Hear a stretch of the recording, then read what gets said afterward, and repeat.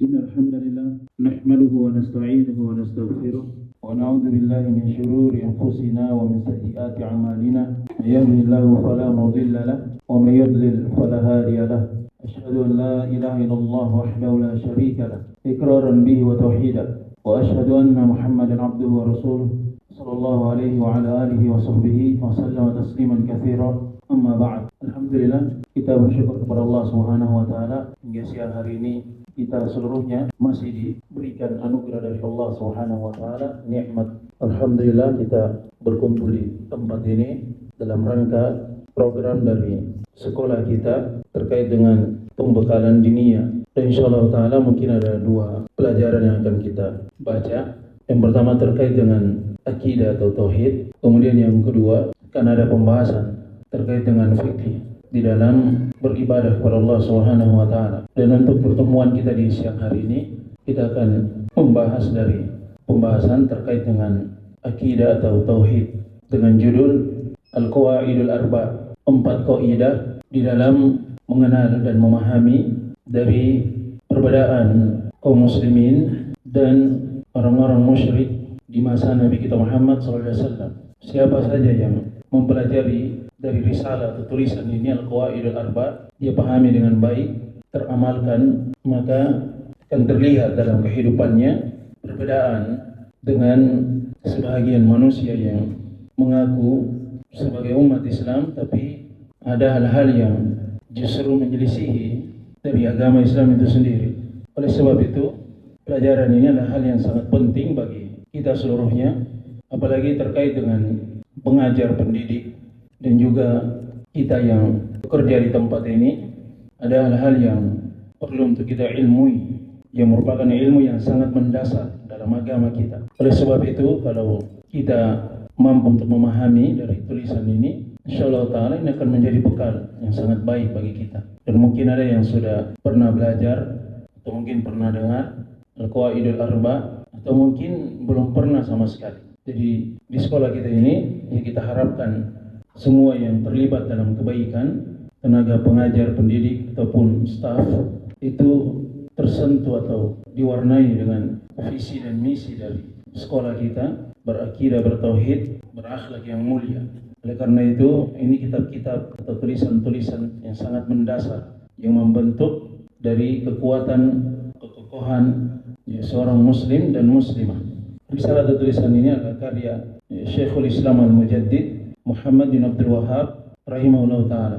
Kata beliau, penulis, beliau mengatakan Bismillahirrahmanirrahim, memulai tulisannya dengan Bismillahirrahmanirrahim. Para ulama kita, mereka menjelaskan bahwa dimulai dengan basmalah sebuah karya ilmiah itu sebabnya karena 3. Yang pertama, iktidaan li kitabillahi azza wa jalla, karena mengikuti Al-Quranul Karim, kitabullah. Dimulai dengan apa?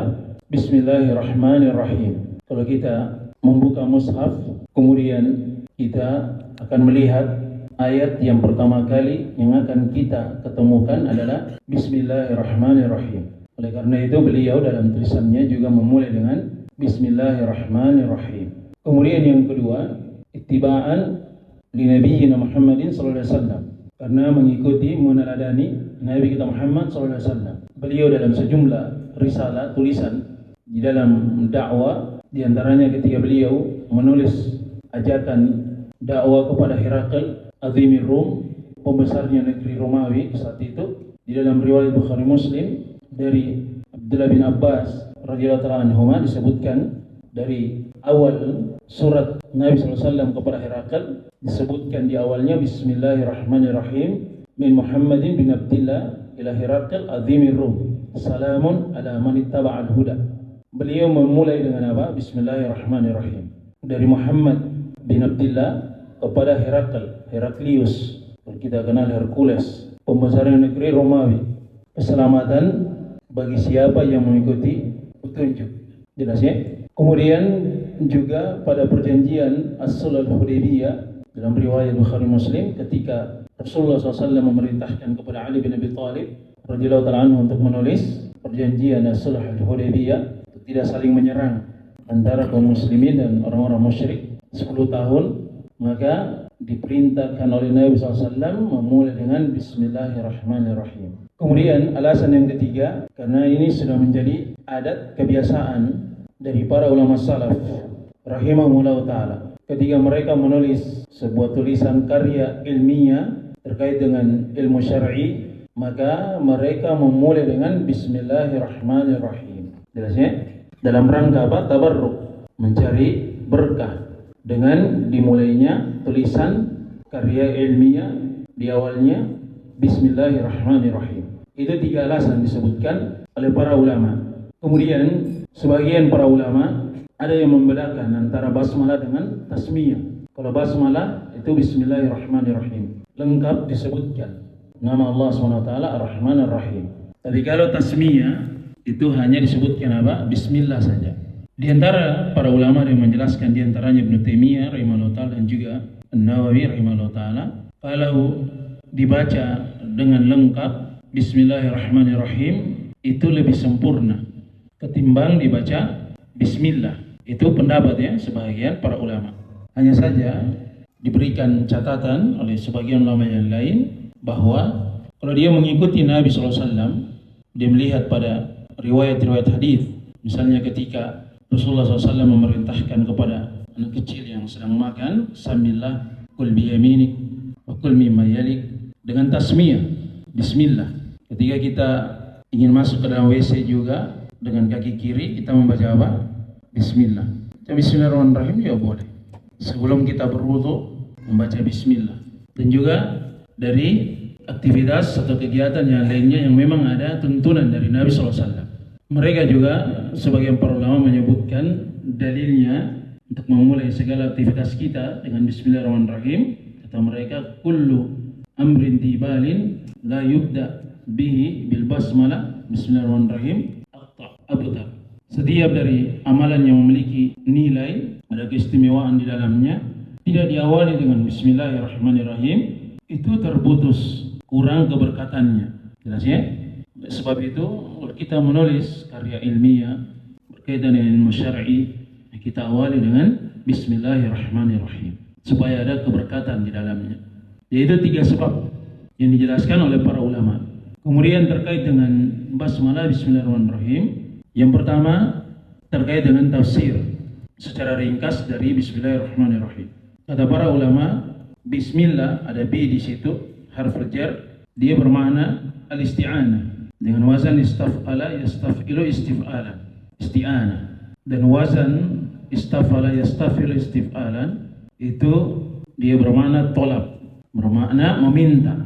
Jadi kalau dia membaca Bismillah pada sebuah amalan atau kegiatan yang ingin dia lakukan di awalnya, maka harus dihadirkan permintaan pertolongan kepada Allah Subhanahu wa ta'ala. Minta pertolongan. Karena segala dari upaya kita, usaha kita, hal-hal yang berkaitan dengan pribadi kita atau mungkin terkait dengan orang lain, melibatkan orang lain dalam kegiatan-kegiatan yang memiliki nilai, apalagi kalau terkait dengan ilmu syar'i atau dakwah, maka sangat penting sekali untuk dia meminta pertolongan kepada Allah Subhanahu wa ta'ala. Karena itu diawali dengan apa? Bismillahirrahmanirrahim. Kemudian bismi, isim, itu maknanya adalah nama, al-alamah, tanda. Dan dia juga bisa bermakna al-ulu wal-irtifa, hal yang mulia, disandarkan kepada Allah. Bismillah, lafzul jalalah, Allah. Lafzul jalalah Allah. Jadi Allah itu adalah lafzul jalalah. Itu adalah nama dari nama-nama Allah SWT yang paling agungnya.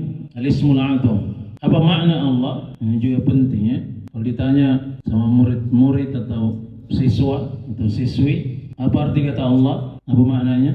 Siapa Allah? Kalau ada yang menjawab Allah itu adalah Tuhan, itu benar tapi tidak tepat dan belum menunjukkan bahwasanya dia adalah orang yang bertauhid. Jadi kalau ada yang bertanya atau anak-anak kita bertanya, apa arti dari Allah? Jawabannya apa? Allah dzul uluhiyah. Allah Subhanahu wa ta'ala Maha Tunggal di dalam segala al-ubudiyah, peribadatan. Itu maknanya. Jadi Allah SWT semata yang berhak untuk diibadahi. Itu makna Allah. Jadi kalau kita membaca Bismillah, itu harus sudah apa? Tergambar dalam pikiran kita. Sebelum kita memulai sesuatu, kita meminta pertolongan kepada Allah SWT. Dialah Allah Subhanahu wa taala yang maha mampu atas segala sesuatu. Minta pertolongan kepada Allah Subhanahu wa taala. Dzul uluhiyah, dialah yang berhak untuk diibadahi.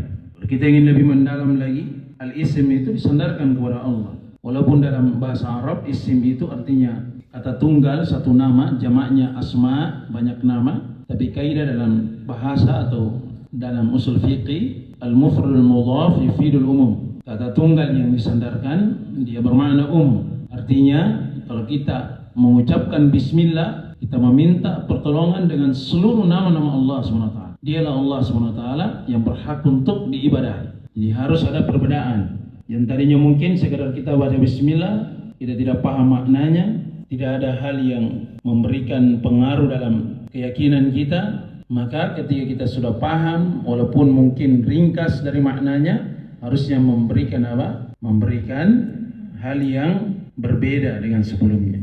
Jadi kalau antum mengucapkan bismillah, yang tadinya antum artikan dengan menyebut nama Allah, ya sudah selesai. Tapi kalau antum sudah paham maknanya, ada isti'anah, minta pertolongan. Luar biasa itu ayat Bismillahirrahmanirrahim. Luar biasa ucapan Bismillah. Minta pertolongan kepada seluruh dari nama-nama Allah SWT. Kita paham Allah Dzul Uluhiyah yang berhak untuk diibadahi. Jelas ya? Jadi berbeda sebelum kita paham dengan setelah kita memahami. Dan ini akan memberikan banyak pengaruh dalam amalan, dalam keseharian kita. Jelas ya? Kadang seseorang itu sama amalannya, sama bebannya, sama pekerjaannya, tapi nilainya berbeda. Jelas ya? Nah, ini juga bisa kita pahami dari sisi dunia juga seperti itu. Kadang sama-sama jam kerjanya, jelas ya? Kelihatannya sama-sama kerja, tapi bobot pekerjaan, nilai yang dia kerja itu kadang berbeda. Hasilnya juga kadang berbeda, tergantung skillnya, tergantung bagaimana ilmunya, keterampilannya. Ya, sama juga dalam agama kita juga seperti itu.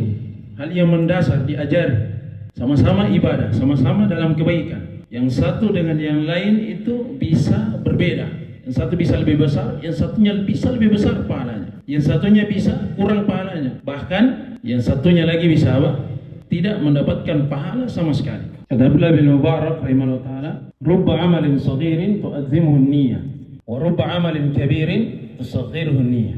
Kata beliau, kadang sebuah amalan itu kecil, tapi akan bernilai besar disebabkan karena apa? Karena niatnya. Dan juga sebaliknya, kadang amalan itu besar, tapi hasilnya kecil, nilainya kecil. Kenapa? Karena niatnya. Dan niat itu dasarnya adalah ilmu. Semakin hebat niatnya, pasti semakin kuat ilmunya. Semakin ikhlas dia dalam niatnya, pasti berbanding lurus dengan kekuatan ilmu yang dia pelajari. Kita di sini, kita tahu ini sekolah Islam. Dasarnya seperti itu. Mau tidak mau, ketika kita masuk di sini, harus kita berupaya bahwa nilai-nilai akhirat itu harus lebih besar yang kita harapkan dibandingkan dengan nilai dunia kalau kita berada di sini. Itu harus kita sadari, itu yang harus kita kita pikirkan. Nah, itu semuanya tergantung dengan nilai, niat dan ilmu kita. Jelas ya? Ya, kita bersyukur kita berada di tempat ini, kita bekerja. Jadi jangan hanya kita harapkan dari sisi dunia saja. Harus jauh lebih baik daripada itu. Nilai akhirat. Dunia itu akan habis, akan sirna, akan lenyap. Kalau bukan kita yang tinggalkan ini dunia dengan kita wafat, dunia ini akan meninggalkan kita dengan hari kiamat, akan hancur seluruhnya. Yang tersisa hanya apa? Hanya negeri akhirat saja. Itu yang harusnya kita perbesar dalam niat kita. Itu yang harusnya selalu kita hadirkan. Sebelum kita bekerja, sebelum kita datang menuju tempat ini, kuatkan niat kita. Kita cari pahala untuk negeri akhirat. Adapun dunia itu hanya mengikut saja. Itu bukan niat utama. Itu bukan hal yang merupakan inti dari kita berada di tempat ini. Akhirat. Itu yang harusnya senantiasa apa? Kita renungkan. Supaya keberadaan kita di sini itu bisa banyak manfaatnya. Jelas ya? Itu juga yang akan memberikan kemudahan dalam kita mengajar karena niat. Itu juga akan memberikan kesabaran di dalam kita mengajar, mendidik anak-anak, dalam kita bekerja karena niat kita. Kalau cuma untuk dunia, ya semuanya selesai. Yang penting selesai pekerjaannya, tidak ada yang harapkan. Selesai, ya sudah. Tapi kalau untuk akhirat, itu pasti berbeda. Jelas ya? Berbeda. Allah Subhanahu wa Ta'ala di dalam Al-Quranul Karim, "In takunu ta'lamuna fa innahum ya'lamuna kama ta'lamun wa tarjuna minallahi ma la yarjun." Orang-orang Quraisy, orang-orang kafir Quraisy, ketika kaum muslimin berperang menghadapi mereka, Allah Subhanahu wa Ta'ala menurunkan ayat, kalau kalian itu mendapatkan luka-luka dalam bertempur berperang, fa innahum ya'lamuna kama ta'lamun. Mereka juga seperti itu, mereka juga berperang, mereka juga terluka, terbunuh, hilang hartanya. Sama juga seperti kalian kaum muslimin. Berperang juga seperti itu, resiko, berbahaya. Apa yang membedakannya? Harapan kepada Allah SWT. Wa tarjuna minallahi ma la yarjun. Itu yang harus kita garis bawahi. Kalian itu mengharap kepada Allah SWT, sementara mereka tidak ada yang mereka harapkan untuk negeri akhirat. Sama, mereka terluka, terbunuh, selesai, habis. Setelah itu di akhirat disiksa lagi. Berbeda dengan kaum muslimin.